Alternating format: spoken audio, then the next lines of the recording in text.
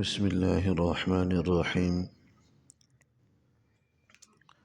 وعن أبي هريرة رضي الله تعالى عنه قال قال رسول الله صلى الله عليه وسلم: من طلب الدنيا حلالا استعفافا عن المسألة وسعيا على أهله وتعطفا على جاره لقي الله تعالى يوم القيامة ووجهه مثل القمر ليلة البدر. ومن طلب الدنيا حلالا مكاثرا مفاخرا مرائيا لقي الله تعالى وهو عليه غضبان۔ حضرت ابو ہریرہ رضی اللہ تعالی عنہ سے یہ حدیث مبارک منقول ہے۔ فرماتے ہیں کہ حضور علیہ الصلوۃ والسلام نے ارشاد فرمایا: من طلب الدنیا حلالا استعفافا عن المسألہ، جو کوئی شخص دنیا حاصل کرے، حلال مال حاصل کرے، استعفافا عن المسألہ، اس نیت سے حاصل کرے کہ لوگوں کے سامنے دست سوال دراز نہ کرنا پڑے، لوگوں سے مانگنا نہ پڑے، وسعیا علی اہلہ، اور اپنے اہل و عیال کے نان و نفقے کے لیے کوشش کرنے کی نیت سے کمائے، وتعطفا علی جارہ، اور اپنے پڑوس والوں سے حسن سلوک کی نیت سے مال کمائے، لقی اللہ تعالی یوم القیامہ ووجہہ مثل القمر لیلۃ البدر، تو کل قیامت والے دن وہ اللہ سے اس حال میں ملے گا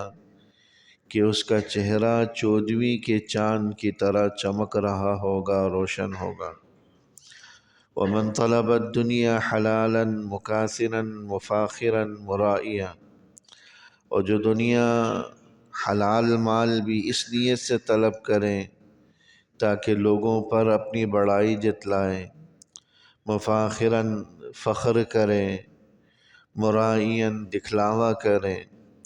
لقی اللہ تعالی وہو علیہ غضبان، تو کل قیامت والے دن اللہ سے اس حال میں ملے گا کہ اللہ اس پر سخت ناراض ہوگا، غضبناک ہوگا۔ یہ حدیث مبارک کا ترجمہ تھا۔ اس سے یہ بات واضح ہو گئی کہ مال کمانا، دنیا حاصل کرنا فی نفسہ ہی برا نہیں ہے، جب آدمی کی نیت صحیح ہو تو دنیا کمانا بھی یہ اجر و ثواب میں داخل ہو جاتا ہے۔ لہذا اگر کوئی آدمی اس نیت سے کماتا ہے کہ میں لوگوں کے سامنے محتاجی سے بچ جاؤں، کیونکہ فقر و فاقہ آدمی کو محتاج بنا دیتا ہے، لوگوں کے سامنے مانگنے پر مجبور کر دیتا ہے۔ لہذا کوئی اس نیت سے کمائے کہ مجھے لوگوں سے سوال ہی نہ کرنا پڑے، محتاج نہ بن جاؤں، میں لوگوں پر بوجھ نہ بن جاؤں، وسعیا علی اہلہ، اور اس نیت سے کما رہا ہے کہ اہل و عیال کو بہتر کھلا سکے، بہتر پلا سکے، ان کے نان و نفقہ جو شریعت نے ضروری قرار دیا ہے اس کو پورا کر سکے، وتعطفا علی جارہ، اور پڑوسیوں سے، رشتہ داروں سے، اعزاء اقربا کے ساتھ حسن سلوک کر سکے۔ اس سے ایک تو یہ بات بھی معلوم ہوئی کہ مال کے اندر صرف اپنی ذات کا یا اپنے اہل و عیال کا حق نہیں ہوتا، اس مال کے اندر کچھ حقوق رشتہ داروں کے، اعزاء اقربا کے، اڑوس پڑوس کے، دوست احباب کے بھی ہوتے ہیں کہ ان کے ساتھ معاونت کی جائے، ان کی ضروریات کا بھی خیال رکھا جائے، بلکہ اپنے اعزاء اقربا کے ساتھ تو حسن سلوک کرنے میں شریعت نے ڈبل اجر بتلایا، دوہرا اجر بتلایا، کہ آدمی اگر ان کے ساتھ مدد معاونت کا معاملہ کرتا ہے تو ایک تو حسن سلوک کا اور قرابت داری کا اللہ اجر عطا فرماتا ہے، اور دوسرا اس مدد معاونت کا، اس صدقہ خیرات کا اللہ اجر عطا فرماتا ہے۔ تو انسان عام طور پر جو صدقات خیرات اپنے مال میں سے نکالتا ہے، اس کا بہترین مصرف اس کے اعزاء اقربا اور رشتہ دار ہوتے ہیں، لہذا اگر رشتہ داروں میں اعزاء قریبہ میں کوئی ضرورت مند ہے تو اپنے صدقات خیرات اپنے زکوٰۃ ان اعزاء قریبہ کو دیا جائے، کیونکہ وہ اس کے زیادہ حقدار بھی ہیں، زیادہ اجر و ثواب بھی ہیں، دوہرا اجر اللہ عطا فرماتا۔ تو اس حدیث مبارک کے اندر ایک تو اس بات کی بھی ترغیب دی گئی کہ مال کماتے ہوئے یہ نیت بھی رکھے کہ میں لوگوں کے ساتھ حسن سلوک کروں گا، اعزاء قریبہ کے ساتھ مدد معاونت کروں گا۔ صرف اپنا بینک بیلنس بڑھانا، اپنا اکاؤنٹ بڑھانا، اپنے ہی پیٹ بھرنا مقصود نہ ہو، دوسروں کے ساتھ حسن سلوک کی بھی نیت ہو۔ لقی اللہ تعالی یوم القیامہ ووجہہ مثل القمر لیلۃ البدر، اتنا بڑا اعزاز ملے گا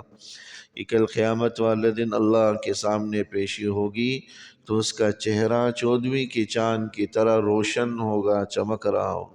یہ اس کی حسن نیت کا نتیجہ، یہ اس کے اخلاص کا نتیجہ،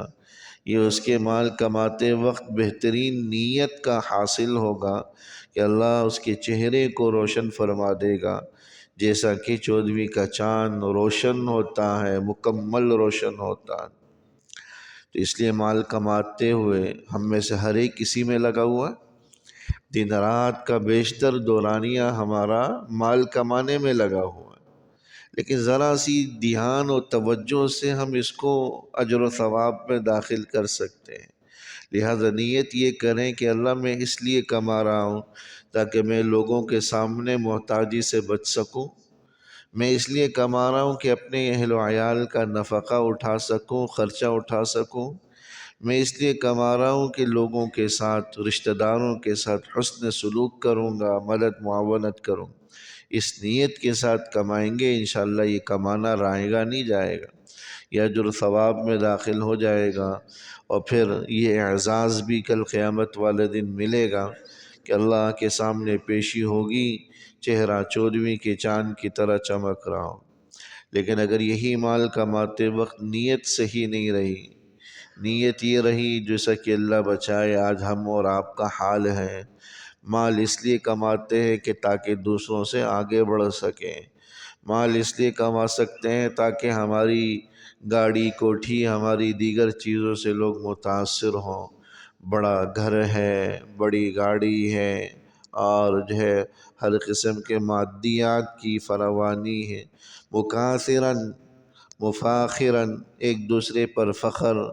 ایک دوسرے پر بڑائی جتلانے، ریا اور نمود کی نیت ہو،